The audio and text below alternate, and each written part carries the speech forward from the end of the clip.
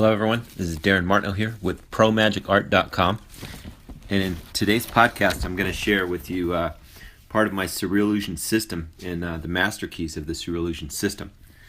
Okay, we're going to talk about a lot of different theories. First we're going to talk about the first master keys, okay? There's 10 master keys. There's much more, but there's 10 master keys that flow into everything else, right? First is presentation and showmanship. Very important element. Michael Skinner used to say that magic is 90% presentation. Master key number 2 is the mystery's premise. Okay, this would be like the basic plot, such as Bill and Lemon, Card to Mouth. You should be able to explain the plot in one sentence. Your spectators should be able to. It should be very clear and direct. Now let's talk about one of the theories from John Lovick, which is a magic theory, which is really awesome. And that is, you have the premise, okay, which is a plot. There's only like 7 plots in magic, right? You have appearance, vanish, transformation, transposition, penetration, levitation, mentalism, and surreal effects, according to S.H. Sharp and Neo-Magic Artistry, which is a book I'd highly recommend. I quote S.H. Sharp a lot, and that is because it's one of my favorite books. I really think he did a lot for magic. His magic that he wrote that book was like in the 1920s or 30s, and it sat on the shelf in the magic shop. And because a lot of magicians don't want to buy a book because it doesn't have any magic effects in it, although it did have a couple, it was primarily a theory book. So I'll bring that to your attention. It's very powerful. So talking back about this magic theory of John Lovick, which is you have the premise. You only have about 7 plots in magic. Then you have your uber premise, which is your script.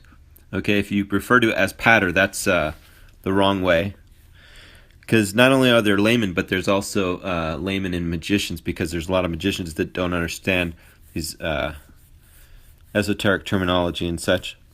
Then third, you have the sub-premise, which is the underlying message. So, for example, let's say you're doing an effect with money, like a bill change, okay?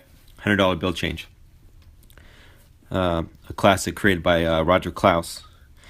That's the basic premise, right? The mystery's premise. You change a $1 bill into 100. Very powerful. 2, you have the uber premise, which is the script. And the script should match. So you should be talking something about money or something to that effect that goes along with it, so it matches the theme. And then the underlying message would be something about money, like money is an illusion. It's an illusion of happiness, etc. So you want to tie it all together really well. And then another elements are the emotional hook, and we get into all that, okay? So that brings us to point number 3, which is props and objects. And then 4, which is the dramatic premise and script, which we just spoke about, which is the uber premise. Then we have direction of attention and timing. Modern times it's known as indirection, because you have subtle misdirection, you have all these different ways. If you make a spectator look somewhere, and now you're bad, because you don't want them to ever feel like you made them look away from, that's bad misdirection. You want to have your proper timing and what's called indirection, which is the spectator shouldn't feel like you're forcing their attention. Now, then we get into subtle misdirection and things like that. In my book, The Surreallusion System, I talk about a lot of this. I highly recommend it. I have a lot of magicians that come to me that are struggling with their acts, putting their acts together, everything like this. And this book, it'll really, really help you change your life as a magician, as it really breaks it down really well.